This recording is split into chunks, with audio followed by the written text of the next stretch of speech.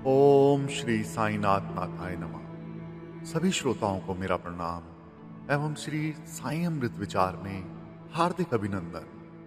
मित्रों, जैसा कि इस बारे में हम पहले भी चर्चा कर चुके हैं, 1908 के बाद जब बाबा की ख्याति बढ़ने लगी तो बाबा ने यकायक लोगों से दक्षिणा मांगना शुरू कर दिया।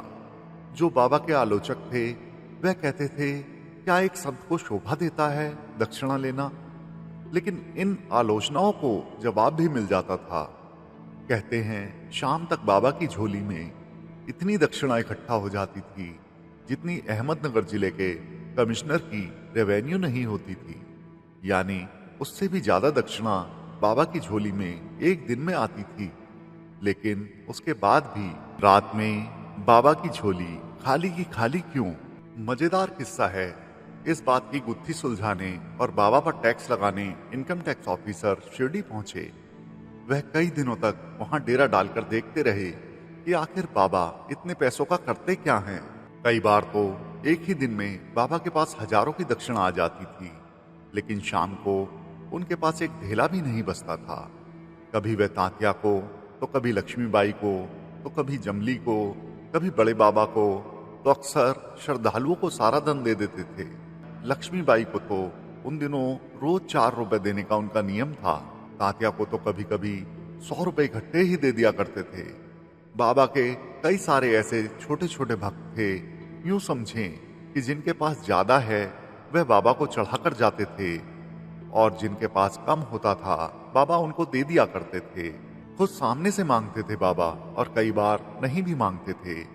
कई बार यदि भक्त की अनिच्छा उन्हें पहले से पता चल जाए तो फिर वह कभी नहीं मांगते थे। देने वाले को भी बाबा से आशीर्वाद मिलता और नहीं देने वाले को भी। नहीं देने वाले के प्रति साईं ने कभी बैर भाव नहीं रखा। उनका दर सबकी झोलियां भरता था और आज भी भरता है। हमारे शास्त्रों में वर्णित है कि देव और संत के दर्शन के समय मुद्रा अर्पण करना बहुत आवश्यक है। इसके पीछे तर्क हो सकता है कि धन अर्जित करते समय हमसे किसी का नुकसान हुआ हो या किसी का दिल जाने अनजाने में दुखाया हो, तो उसका प्रायश्चित हम देव अथवा संत को इस प्रकार मुद्रा अर्पण से कर सकते हैं। संत तो दक्षिणा पर ही आश्रित होते हैं। उनका ना कोई जीविकोपार्जन का साधन होता है और न ही घर परिवार, और इसलिए उनके जीवन यापन की जवाबदारी हम गृहस्थों पर ही होती है। काका महाजनी के जो सेठ थे वह गुजराती ठक्कर भाई थे। काका तो बाबा के परम भक्त थे, लेकिन उनके सेठ कुछ विचित्र तरह के थे। विचित्र इसके मायने में कि वे बाबा को बहुत ज्यादा नहीं मानते थे। सेठ के अहंकार को तोड़ने के लिए एक बार साईं ने उन्हें अपनी ओर खींच लिया, उन्हें शिरडी आने के लिए बाध्य कर दिया। सेठ जी अनमने मन से काका महाजनी के साथ शिरडी पहुंचे। वे दोनों बाबा के पास बैठे थे। तभी किसी एक भक्त ने बाबा को मुनक्के चढ़ाए।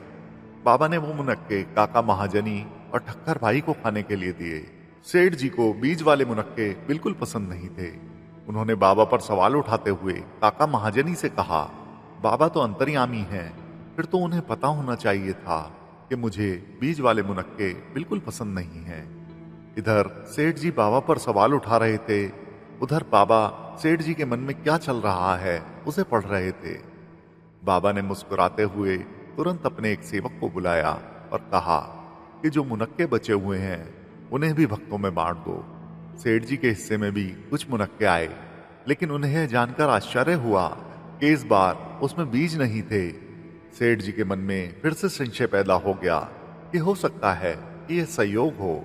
उन्होंने सोचा कि अब की बार जो मुनक्के बांटे जाएं तो शुरुआत काका महाजनी से हो। अगर ऐसा होता है तब यह साबित हो जाएगा कि बाबा किसी के मन की बात पढ़ लेते हैं, वे अंतर्यामी हैं। सेठ ने देखा ऐसा ही हुआ। सेठ जी का अहंकार काफूर हो गया। वे शर्मिंदा होकर बाबा के चरणों में गिर पड़े और बाबा को यथेष्ट दक्षिणा अर्पित की। ऐसा ही एक किस्सा और भी है। यह भी काका महाजनी के दोस्त से जुड़ा हुआ है, जो निराकार ब्रह्म को पूजते थे। वह कहते थे, मैं उस ईश्वर को मानता हूं जिसका कोई स्वरूप नहीं है, कोई निश्चित आकार नहीं है, इसलिए मैं साईं बाबा के पास नहीं जाऊंगा। काका महाजनी ने कहा, चलो भाई, यूं ही घूमने चले चलो, इस बहाने हम दोनों दोस्त कुछ दिन साथ रह लेंगे। वह बोला, चलो ठीक है, तुम्हारे कहने पर मैं चल सकता हूँ, लेकिन मेरी 2 शर्तें हैं। एक तो मैं साईं को नमस्कार नहीं करूंगा, दूसरा कोई दक्षिणा नहीं दूंगा। काका महाजनी के उस दोस्त ने सुन रखा था कि बाबा किसी से भी सामने से दक्षिणा मांग लेते हैं। ये सज्जन काका के कहने पर शिरडी पहुंचे। जैसे ही दोनों ने मस्जिद के अंदर पांव रखा, उनके कानों में आवाज आई, आओ श्रीमान, कैसे हो? काका के मित्र यह आवाज सुनकर एकदम चकित रह गए, क्योंकि वो उनके स्वर्गवासी पिता की आवाज से मिलती जुलती आवाज थी। काका महाजनी के दोस्त तो यह आवाज सुनकर अपनी सुध-बुध खो बैठे और बाबा के चरणों में गिर पड़े। बाबा को नमस्कार करके पहली शर्त उन्होंने खुद ही तोड़ दी। जब दोनों मस्जिद से वापस लौटने को हुए तो बाबा ने काका से तो दक्षिणा ली, लेकिन उनके मित्र से नहीं ली। काका के दोस्त ने हैरानी से बाबा से सवाल किया, आपने मुझसे दक्षिणा क्यों नहीं ली? बाबा ने मुस्कुराते हुए जवाब दिया, जब तुम्हारी इच्छा ही नहीं थी, फिर तुमसे दक्षिणा कैसे ले सकता था? यह सुनकर काका का दोस्त भाव विभोर होकर बाबा के चरणों में फिर से गिर पड़ा और दक्षिणा देकर ही रवाना हुआ। इसी प्रकार गणपतराव बोडस मराठी रंगमंच के प्रख्यात अभिनेता थे। उन्होंने कई सफल नाटक मराठी रंगमंच को दिए। एक बार बाबा ने उनसे दक्षिणा मांगी और फिर मांगते ही चले गए। गणपतराव भी देते रहे और अपना पूरा पर्स बाबा के सामने उड़ेल कर रख दिया।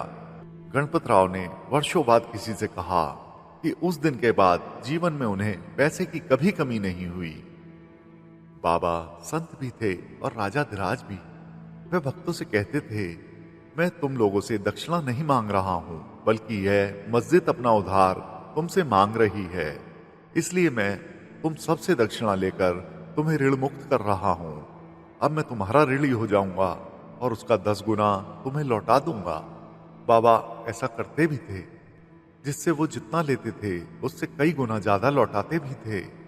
साईं के भक्तों ने हमेशा महसूस किया है कि किसी गरीब की मदद करने में, किसी भूखे को भोजन कराने में, किसी निराश्रित का इलाज कराने में, किसी जरूरतमंद को पुस्तकें खरीद कर देने में और ऐसे ही सच्चे परमार्थी कार्यों में जो धन खर्च किया जाता है उसका कई गुना वापस मिलता है।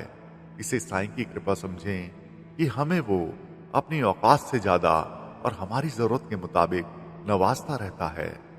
धर्म के काम करने में धन कभी नहीं घटता है, बल्कि दुआओं के असर से हम पर रक्षा कवच चढ़ा देता है। तो मित्रों, श्री साईं अमृत विचार में आज बस इतना ही। बाबा सबका भला करें। ओम साईं राम।